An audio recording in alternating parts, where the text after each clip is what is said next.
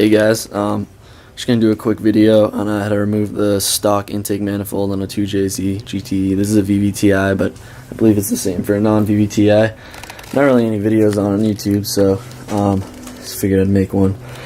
So pretty self-explanatory. You're gonna unplug. I'm taking my whole wiring harness off. That's why I have all the plugs unplugged. But you have to unplug some plugs. You got some on here. Got some mounting brackets. Some plugs here.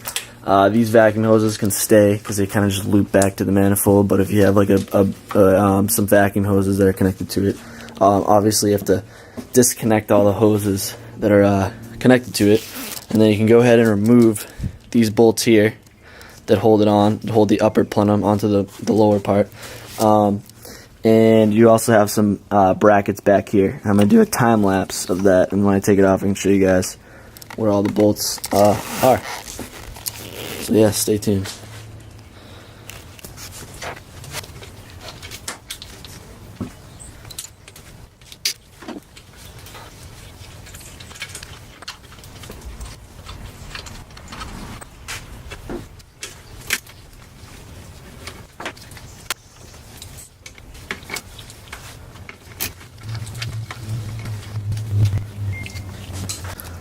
Just took those lower bolts off.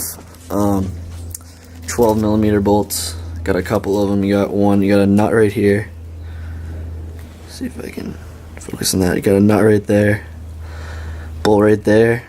Long bolt with a washer right there. Another bolt right there. Another long bolt with a washer. Another bolt and another nut.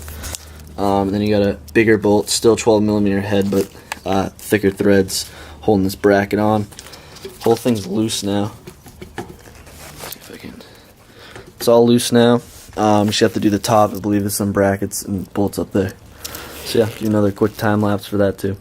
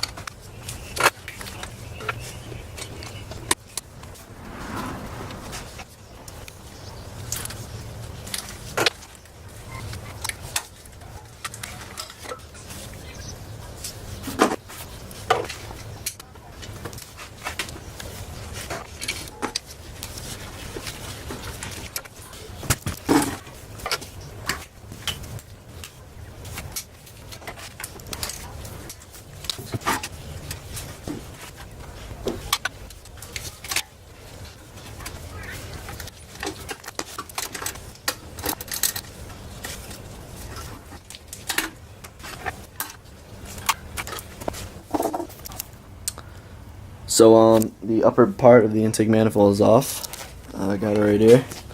Got all the bolts in it. If I do decide to reuse it, all the miscellaneous bolts. Flip it around back here. Got some plugs here. Had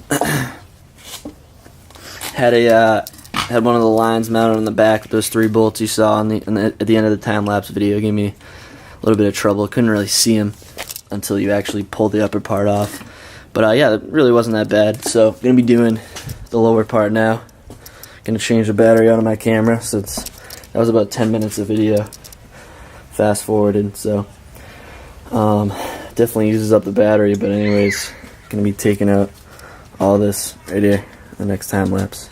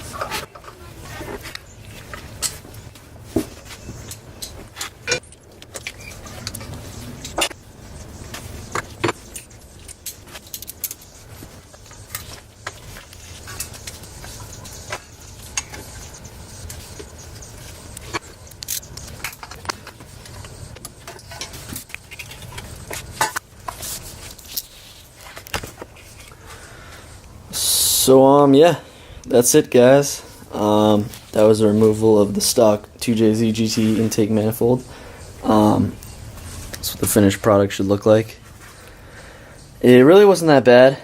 You guys kind of saw what I was doing, just looking around for bolts that held it on. It's kind of a jigsaw puzzle. You got to just remove, certain bolts to get the other bolts. I had to take out some bolts and retighten bolts, and but it doesn't take a genius to figure it out. It's really not that hard. So, of course, my engine's out of my car. I don't know. Maybe a different story if your engine's in your car. I don't know. It would definitely be a lot more difficult. I don't know if it'd be possible. I'm pretty sure people have done it, but yeah. So the upper part or the lower part, pretty much was you removed the stoppers and the injectors that hold the injectors in. Two 10mm bolts, as you guys saw.